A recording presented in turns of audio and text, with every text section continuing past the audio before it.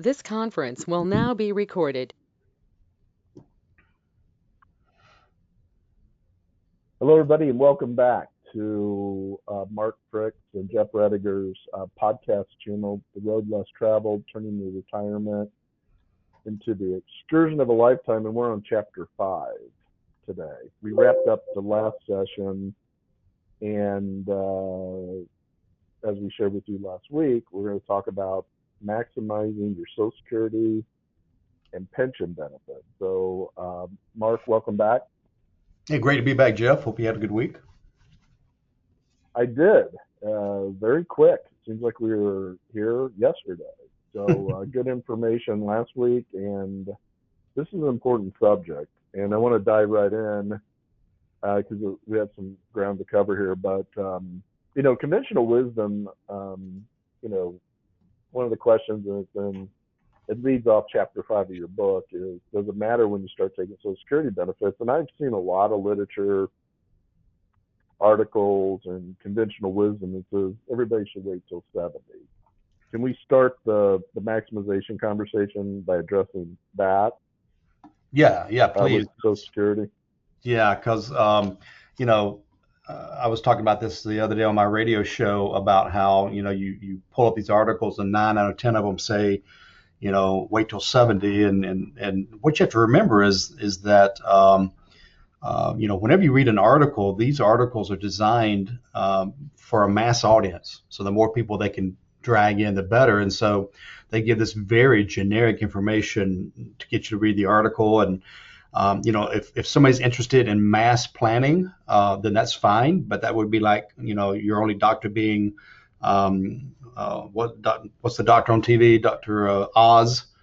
Hey, who's your doctor? Dr. Oz. I watch his show and get all my advice from him. I never go to a regular doctor. Well, that's fine. Good luck with Dr. Phil. I use Dr. Phil. Well, that's more the mental side, right? Well, there you go. There you go. But so I call that investor pornography. It is it's just useless to look at. Almost like the talking head shows. I mean, everyone's got a different point of view, and none of them are right. Or they'll hit it right because out of all of them saying something different, one of them's going to get something right one time. So as far as Social Security and maximizing might be the wrong word to use with Social Security. I think the better term would be maximizing income and minimizing taxes, okay? Because it's what you wind up with in your pocket as opposed to the gross numbers. Let me explain what I mean by that. It's very easy to sit there and say, okay, honey, if you and I both wait till 70, we'll have the most money ever. So that is a reason to wait, okay? So waiting till 70 gives you the most money. The earliest you could take is 62, and that's when you get the least. And waiting from 62 to 70 is like a 70% difference. So in many cases, that is a good idea, but you got to start thinking about some other things. Social Security planning cannot happen in a vacuum. It's got to happen with the rest of income planning and pension maximization. So when you think about Social Security, you need to think about when are you retiring? So let's just use age 65 to retire. And Jeff, I can't tell you how many times I have people come to me and say, I'll say, when are you going to retire? And they'll say, I'm going to retire at 66 in 6 months. Well, right there, I know the reason they're retiring then is that's their full retirement age according to Social Security, which has nothing to do with the age you should retire. You retire when you want to retire, then we'll make Social Security work around it, right? So let's say that you're retiring at 65, and based on some of the numbers we ran, we've decided you have enough assets to wait till 70, and we think you're going to live past 79, which is kind of the break-even point. And so where does that money come from 65 to 70? We are going to get more Social Security, but we're going to be without income for 5 years from Social Security. Well, a great thing to think about is if you're one of these people that have built up a big 401k over the years, and now you've got $500,000 or $1 million or whatever you might have in it, you're going to have a tax problem starting at age 72. It's called required minimum distributions. So why not go ahead and use some of that IRA money now instead of Social Security? While we're in a low tax season for hopefully the next 5 years, use that, try to get the IRA down because we know we're going to be getting a guaranteed increase in Social Security of 8%. and I don't have anywhere else I can put somebody's money to get a guaranteed 8%. I can get a guaranteed 4 or 5 or 6, but not 8. So so that's just an idea. I'm not saying that that's the plan for everybody. I'm just saying there's more to it than just saying wait or don't wait. And then there's one other thing to think about. If it is a couple, sometimes what we'll do, if we want some income coming in, maybe we'll turn on one spouse's at 62 or 65 or whenever they may retire, let the other one, the larger one, let it grow till 70. And the reason is because let's just take a man and a wife. So let's say the man's, because he worked longer, his Social Security is larger. So we let him wait till 70. We turn on the wife's at 62 or 64 or 65, whenever it is they retire, but let his grow and make up the difference with IRA money and other money if it's available. But by waiting for his to grow to age 70, if he passes away or if she passes away, there's something called a survivor benefit. So whoever's left gets the larger of the two. With the larger of the two, we let it grow to age 70. So it's 30, 40, 50% larger than it would have been. So that's kind of brings in some survivorship planning as well. So I guess what I'm saying is it's not maximizing Social Security. Now, we can get into all the what's full retirement age and what's the difference between 62 and 64 and what if you're divorced. This is not a Social Security class. This is about maximizing income for retirement, not leaving anything on the table, which I think is the name of this chapter, if I remember correctly, is don't leave money on the table, right? So that's why correct. We have to take the Social Security aspect and intertwine it with pension. We have a lot of federal workers that we work with and that this is kind of geared to. And so, what's your pension amount and when, how do we take it and things like that. And then where's the rest of your income coming from? And next week, we're going to be talking about filling the income gap, by the way. And so that's, once we maximize pension and maximize Social Security or maximize income, let me go back and correct myself. I'm saying it wrong as well. Once we figure out how to maximize income, then we look at the gap we have. And that's next week's discussion. How do we fill the gap remaining? So that's the way we look at it, is maximizing income. So let's talk a little bit about most of the federal employees are FERS employees. We have maybe a few CERS still out there, but 90% are FERS. Mm-hmm. So when you're taking a look at maximizing income, obviously you don't make these decisions in silos, right? So for somebody 66 in 6 months, that is just making the decision based on their Social Security retirement income. You have the pension, you have the TSP, you got other assets. So how do you analyze that? So somebody comes to you and you're talking about, let's just identify Chapter 5, don't leave money on the table. Let's talk about how you bring in the FERS conversation with Social Security and all the rest of it. Okay. Yeah, so it's easy if you're single. There's only one way to take FERS, and it's, full pension. That's kind of an easy discussion. So then it comes down to when do you want to retire and when do you qualify for full FERS pension. That's important to understand that. So it gets more complex when you have a couple. And so, first of all, it's something interesting. A lot of people, they'll come to me and they'll say, okay, I'm trying to decide whether to turn on Social Security at 62, 66, or 70. I'm like, well, there's 91 other times you can turn it on. You don't have to wait to one of those magic dates. You can turn it on at age 64 in 3 months, because every month the check gets a little bit bigger. You don't have to wait a whole year. You don't have to wait till 66 and a half or whatever. So first of all, there's that whole thing there. Don't just because they give you 3 numbers on your statement doesn't mean that's your 3 choices. You have 94 times you can turn it on. So that's important. And then, I guess the most important date is, when do you want to retire? What is your target date? And they usually have an idea. I want to retire at the end of the year of 2021. So now we have a target date. Now we can start looking at what is their Social Security at that age? What is it if we increase it? We do have Social Security software. We have income planning software, but we've also got software we've created on our own that kind of pulls it all together. And it's not something that most of the people have, because we developed it over the last 12 years. And so one of the considerations with a couple is, I've already mentioned one thing, maybe making one wait and one not wait or whatever. But when you start bringing FERS pension into it, this is really any pension. One of the things we want to do is make it as large as possible. So step one is of course waiting to a full pension that you have qualified for. Because if you take it 1 year early, every year early you take it is a 5% reduction in income from FERS. Now there are special circumstances. So I'm not saying this is etched in stone, but primarily you want to try to wait to a full pension qualification. So the other thing you want to look at is this. If you're married and your spouse is not a federal government worker, one of the key considerations is health insurance, because as you know, Jeff, the minimum retirement age is an average of around 56 years old if you've got enough years in, right? So we've got a lot of FERS people that are retiring between 56 and 62 is a very hot point in between there. So if you're 60 and your spouse is 60 as well, you're taken care of on health insurance, because your FEHB with the government will carry you to 65 in Medicare. So do you want your spouse on there? Well, probably so. You don't want to come out of pocket with a health insurance premium of $600 to $1,000 a month, probably. So your spouse will have coverage until her or his Medicare. I hope I'm making sense here, not getting too deep here. And so one of the considerations is do we need that health insurance for the spouse to carry them to age 65 in Medicare? If you do, you are forced to take a survivor on your pension, okay? So right there, that decision is made, okay? Now the decision is, do you take 50% survivor or 25% survivor?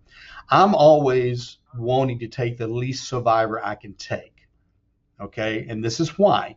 So let's say the spouse is already on Medicare, so you don't have to worry about their health insurance. So you can take a zero survivor, because if you take a survivor, as most, a lot of federal workers realize this, a 50% survivor, which means they're going to get half of your pension if you happen to die first, okay, then you're going to pay the government 10% every month of your check to pay for that survivor, okay? So instead of getting $2,000 a month, you're getting $1,800 a month. Well, that's $2,400 a year you're giving up. And over a 20-year period, you're talking about $240,000? Or is it double that? I don't know. I can't do math. Okay. So 24. You asked me about math. I'm not answering any more math questions on this. It's $48,000. $48,000. Okay, for over 20 years. So essentially, that's a life insurance premium at retirement. Exactly. You're paying the government a life insurance premium so that if you happen to die first, or not at the same time, then your spouse continues. So what if you took that difference, whether it's 200 or whatever it is, and you're semi-healthy? You don't have to be perfect health. Today's insurance industry, they're very competitive, and they have lowered what it takes to be approved now. I've got diabetics getting approved. I got people that had cancer 5 years or more ago, heart attacks. I mean, all of this stuff, we can still many times get them approved. So what if we took that $200 a month and took, either a portion of it or all of it or whatever, and bought a life insurance policy on that FERS pension recipient? And so if you pass away, the pension goes away, but your spouse gets a $500,000 life insurance policy. Did I mention it's tax-free?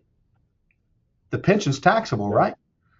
The death benefit's tax-free. So you're getting the maximum pension for as long as you live, and you may live to be 100, right?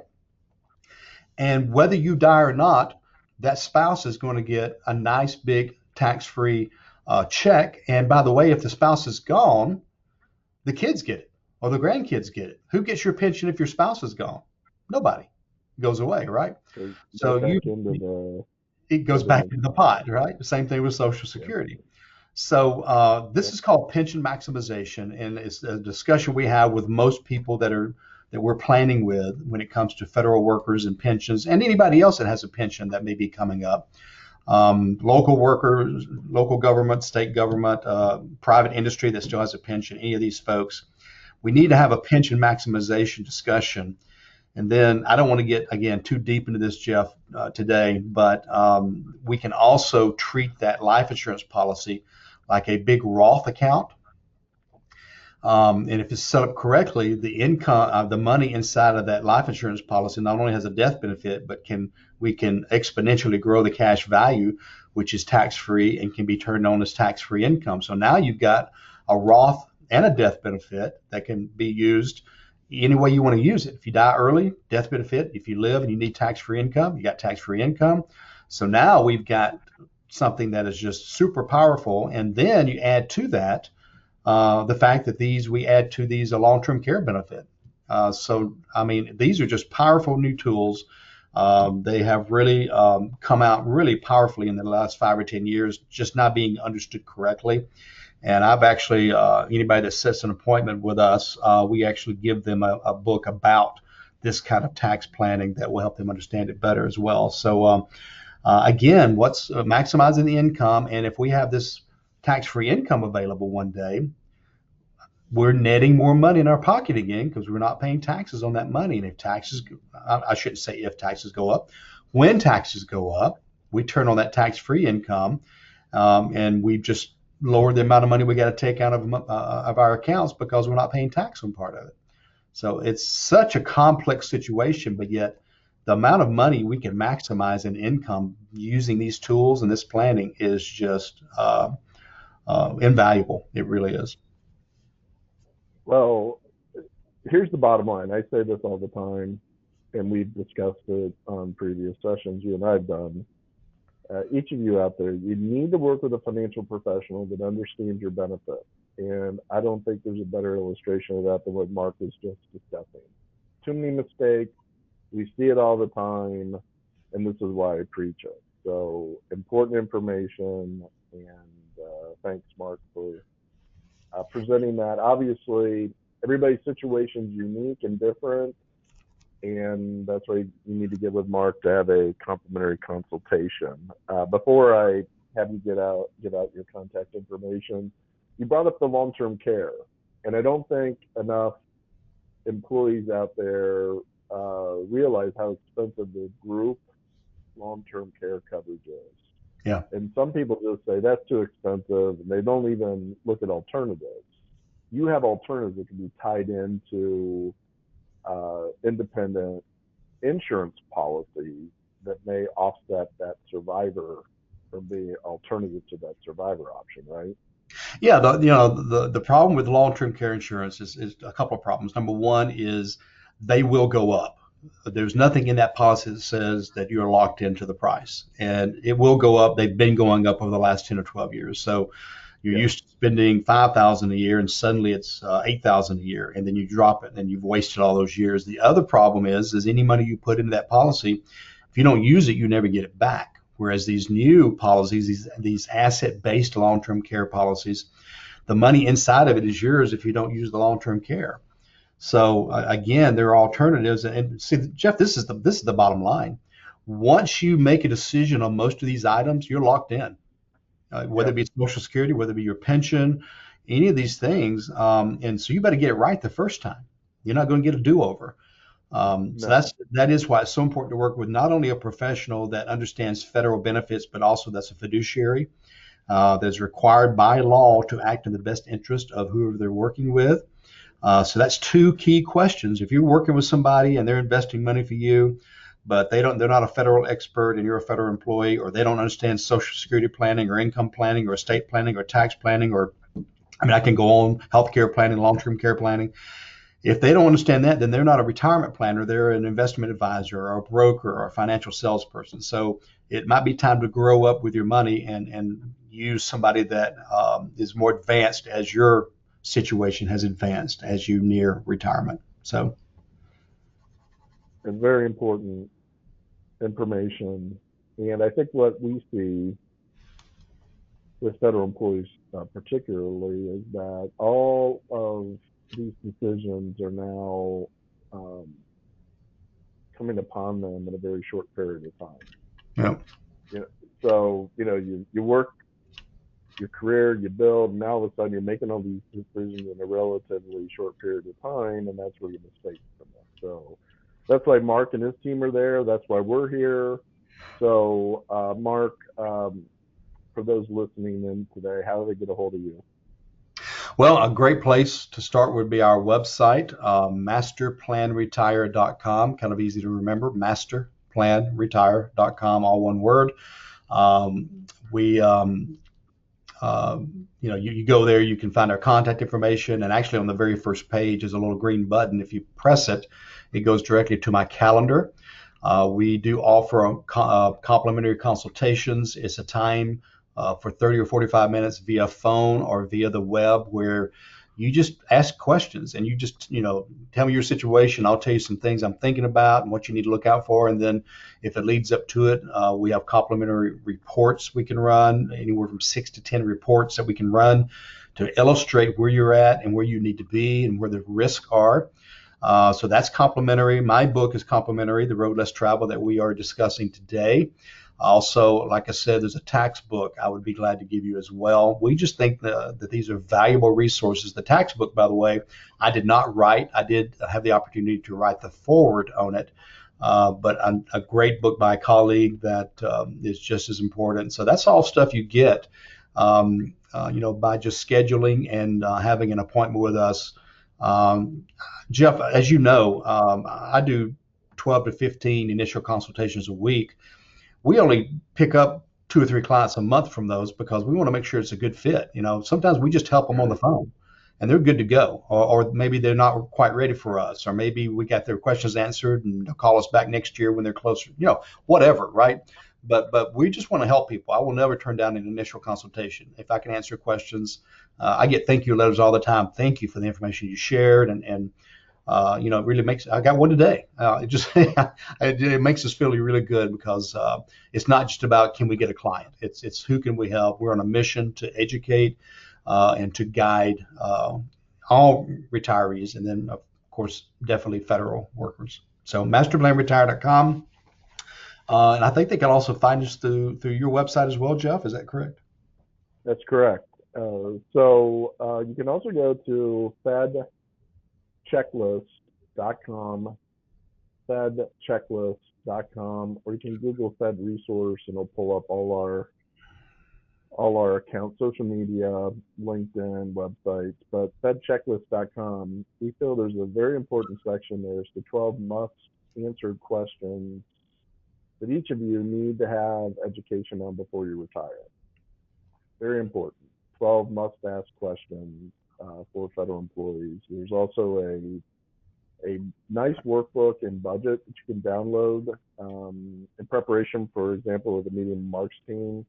You can post questions on there that we will get to Mark and his team, and you can also call us on their toll-free number there. So, all right, great session today. And you mentioned at the start of this broadcast, next week's session.